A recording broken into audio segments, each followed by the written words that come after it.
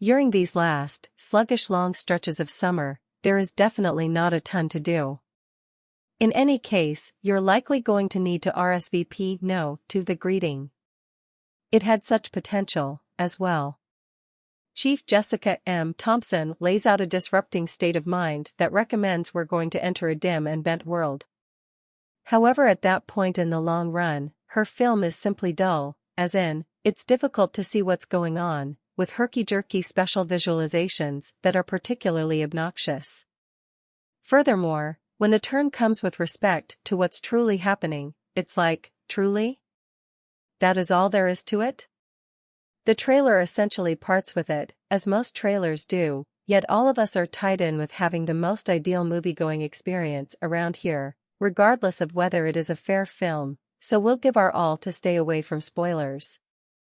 Natalie Emmanuel has an engaging presence, however, as Evelyn, or Evie, as she likes to be called. The round of privileged positions entertainer is a shocker, obviously, but on the other hand there's a straightforward naturalism to her conveyance that causes her to feel open. So when things go sideways on her unrealistic escape to the English Open country, we stay on her side all through. Evie is a striving New York craftsman who fills in as a catering server to cover the bills. At an occasion for another DNA testing organization, she catches a loot sack and steps through the exam inside. After the new demise of her mom, she feels alone and uncontrolled and looks for a feeling of personality. Ends up, she has a lot of cousins, and they're all English, and really white. However, the content from Thompson and Blair Head Servant just schemes the outer layer of investigating the racial ramifications of this association.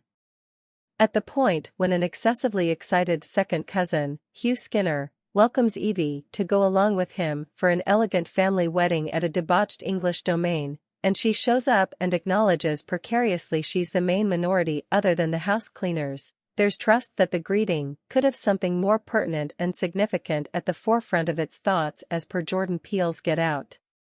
No such karma. Her closest companion back home, effortlessness and entertaining Courtney Taylor, is suitably distrustful, however Evie gets cleared up in the feeling of having a place. Indeed, the servants are wearing regalia with